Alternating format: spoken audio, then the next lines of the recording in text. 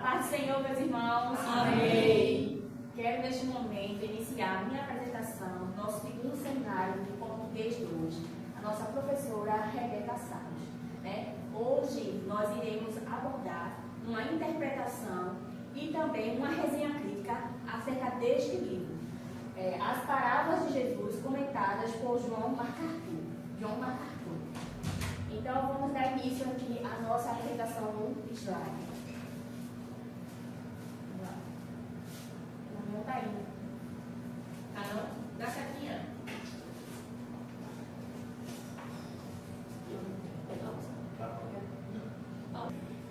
É John MacArthur. Então hoje vamos aprender, conhecer um pouco sobre este autor, John MacArthur. Quem era ele? Ele é um pastor, teólogo, conferencista e escritor cristão reconhecido internacionalmente por sua fidelidade à exposição das Escrituras. Seu ministério é voltado para o ensino da palavra de Deus de forma clara, bíblica e prática. Quero ser bem breve. Suas principais obras, fiz questão de colocar para que os irmãos pudessem conhecer um pouco mais sobre este autor, porque eu só estou conhecendo ele agora. Então, ele escreveu mais de 150 livros, são mais de 150 obras espalhadas. E dentre eles, eu destaquei algumas. Próprio livro, ênfase, as parábolas de Jesus, a outra face de Jesus, acho que alguns irmãos aqui já conhecem, a parábola do filho pródigo, fogo estranho, uma vida perfeita, 12 homens comuns e escravos e 7 outros. Vamos agora ver para quem é interessada este livro, O autor, John MacArthur, ele tem um alvo público e são cristãos em geral, líderes e professores de EBD, também pastores e pregadores, novos convertidos, pessoas interessadas em aprender. Então você perceba que abrange a todo o público cristão. Mas agora eu entrarei numa fase um pouco polêmica. Por quê? Uma observação polêmica eu coloquei aqui. Porque embora este livro ele abranja a todo o público cristão, ele não foi feito ou redigido para que seja estudado por acadêmicos. Porque aqui, embora tenha conteúdo teológico, a linguagem dele é acessível e recomendada para todo o público cristão, mas não explicitamente para acadêmicos. Então, por isso que se torna uma polêmica, porque alguns podem concordar e outros não. Mas isso é o meu ponto de vista. Por quê? Porque eu, como leitora, eu tenho uma questão, e que é o que eu busco encontrar em um livro. Quando eu vou comprar ou adquirir um livro, eu tenho duas coisas que eu aderi. Uma curiosidade e uma descoberta. Para mim, no livro, eu tenho que ter esses dois pontos. Por quê? Vamos lá. Eu também adquiri ao longo da minha vida uma palavra que eu coloco como didática do leitor, um aprendizado do leitor. É comum aqui que eu acredito que todos já ouviram essa frase: nunca julgue um livro pela sua capa. Todos aqui eu acho que já ouviram, mas a segunda também didática que eu coloquei aqui para todos é: a capa pode ser apenas uma isca para fisgar o leitor. Então aqui eu vou trazer dois exemplos rápidos e sucintos.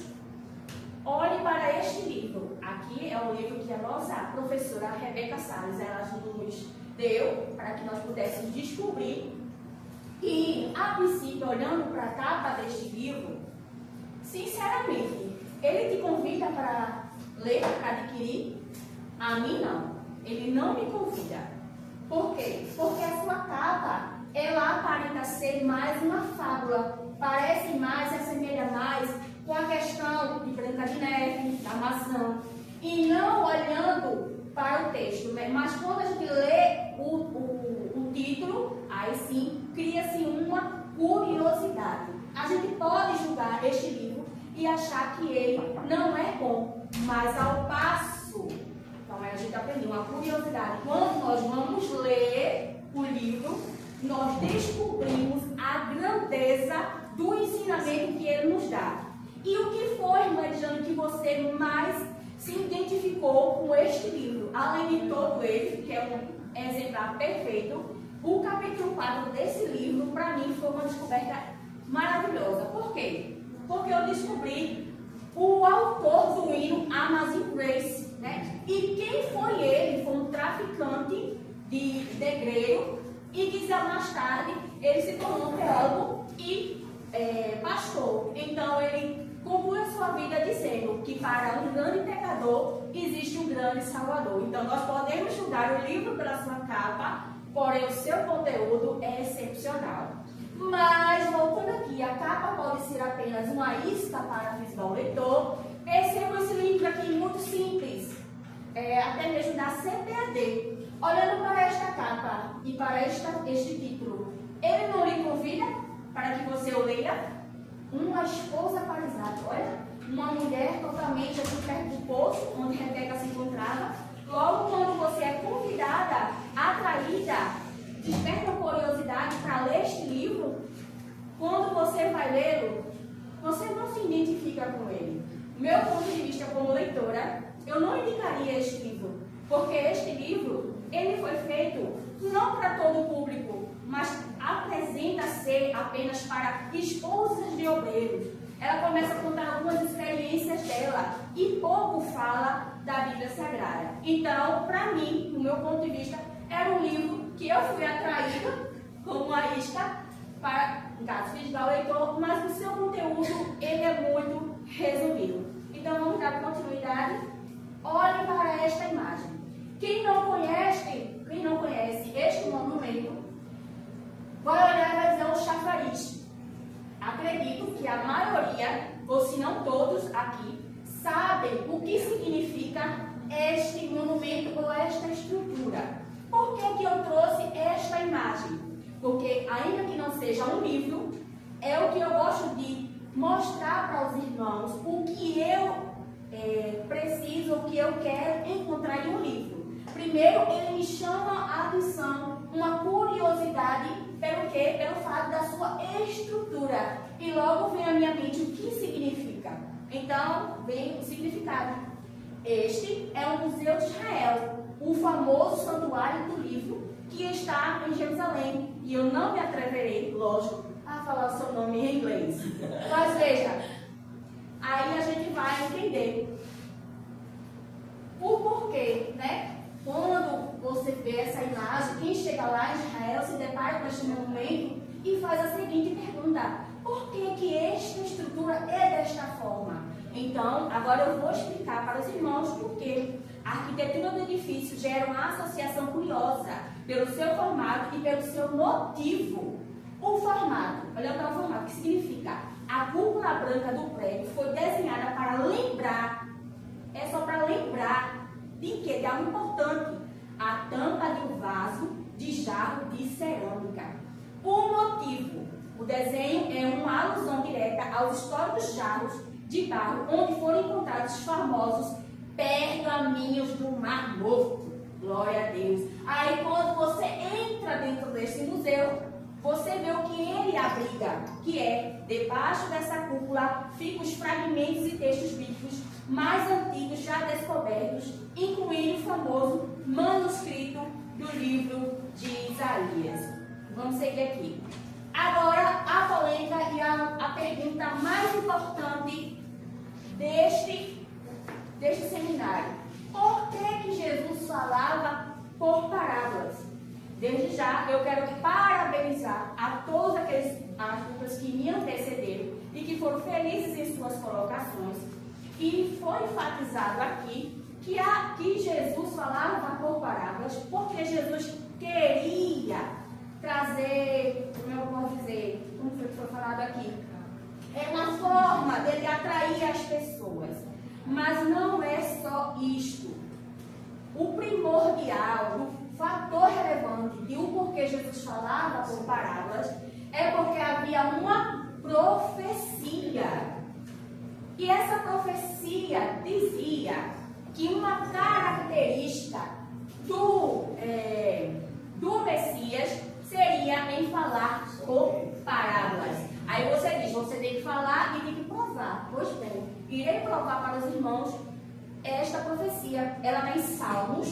número 78, versículo 2, que diz: abrirei a minha boca numa parábola e proporei enigmas da antiguidade. Mas toda profecia, ela só é profecia quando tem o seu cumprimento. E onde é que está o cumprimento desta profecia? Pois bem, é no próprio Evangelho de Jesus, escrito por Mateus, capítulo 13, versículo de número 34, onde ele cita as parábolas, citando esta mesma profecia. Você pode ler o texto escrito que Jesus falava por parábolas à multidão para que se cumprisse o que foi dito pelo profeta. E agora aqui vamos entrar, depois de tudo isso que foi falado, no texto que eu fiquei responsável, capítulo 7 do livro, As Parábolas de Jesus. Então, neste capítulo, ele aborda 3 parábolas, que é a parábola do servo fiel e do servo mau, as parábolas das 10 vistas e as parábolas dos talentos. E que eu não irei falar muito aos irmãos, quero ser sucinta, mas o que elas ensinam? Elas ensinam que elas estão relacionadas à segunda vinda de Cristo e ao julgamento final. Ponto.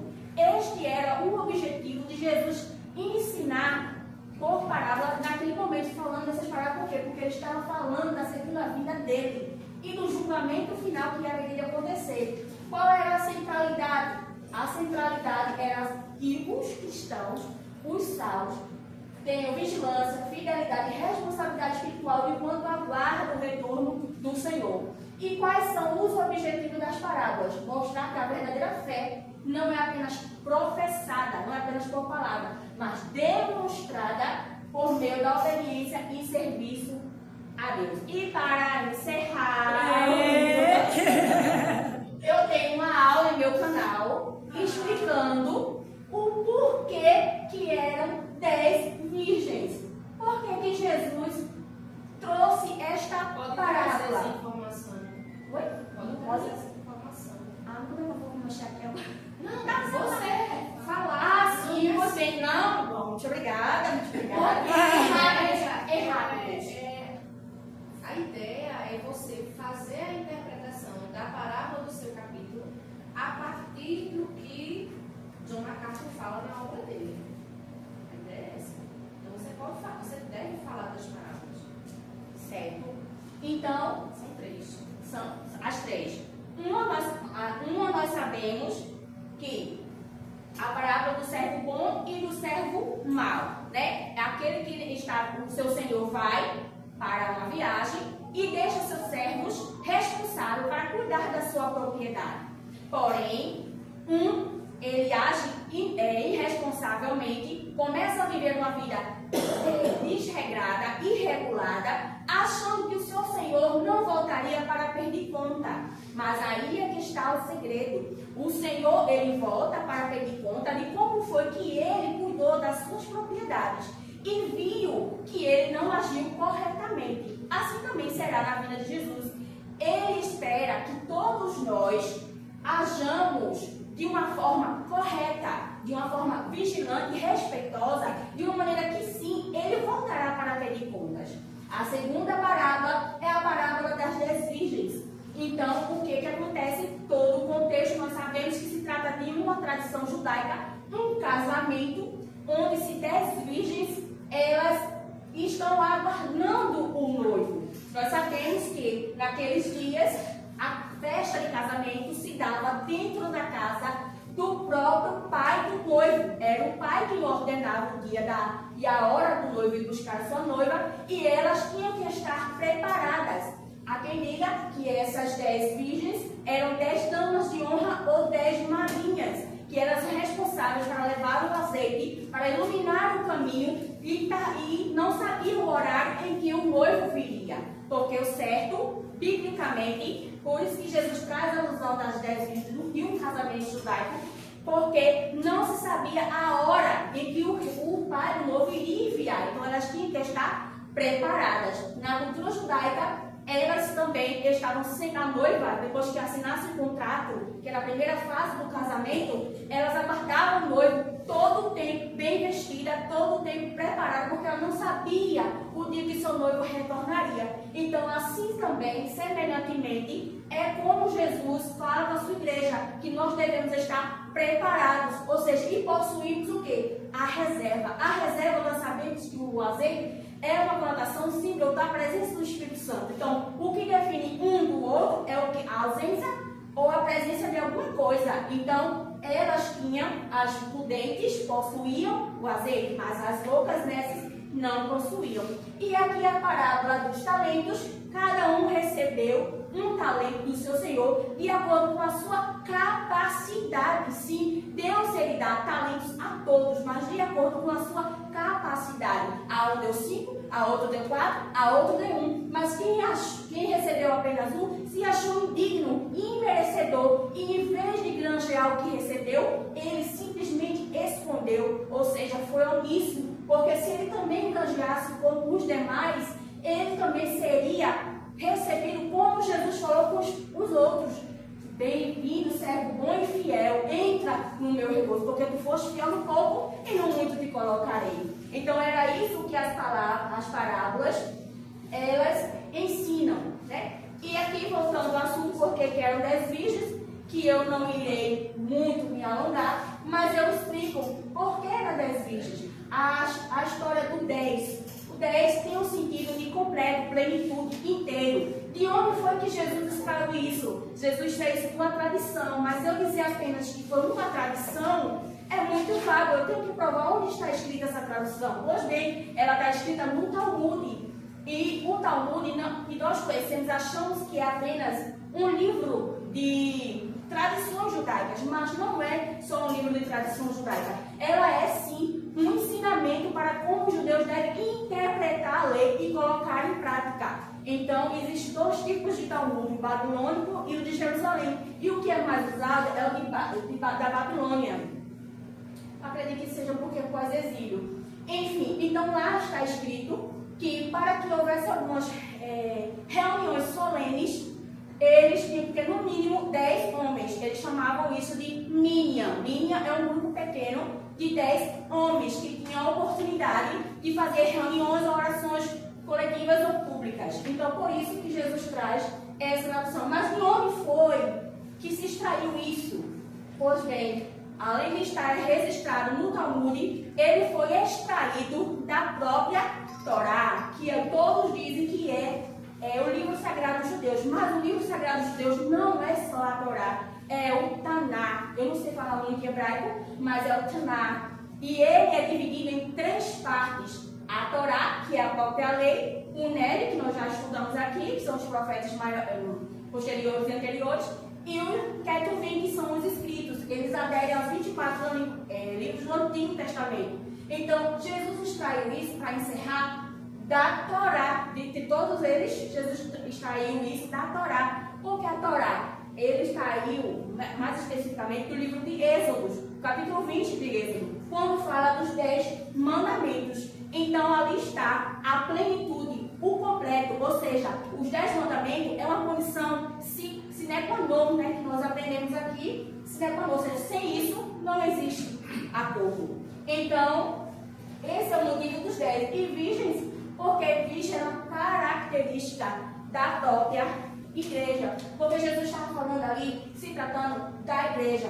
Então, você vê isso em Gênesis, capítulo 24, versículo 16, quando Eliezer, que nós sabemos que é Eliezer, porque a Bíblia não fala que era Eliezer, mas acredita-se que José tinha identificado ele por ele ser o principal servo de Abraão. Então ele vai em busca da parentela de Abraão para uma esposa para seu filho Isaac. Então ele vê ali a característica de Rebeca. E a característica de Rebeca era que ela era uma moça pura, virgem, a qual nenhum homem havia tocado. E você também pode ver isso em Cantares de Salomão, capítulo 4, versículo de número 12. Quando Salomão ali falando com a sunamita, que ali também tem alusão a Cristo com a igreja, e ele fala de jardim fechado, és uma amiga minha, fonte selada. Então ali fala de algo inviolável, algo puro. Então por isso que Jesus traz essa questão de 10 virgens. Então, se resumindo, significa a totalidade de todos os salvos, de todos aqueles que compõem ou fazem parte da Igreja Santa do Senhor. E para encerrar, aplausos. É o que fala todo, né? aqui. Obrigada, professora. Amém.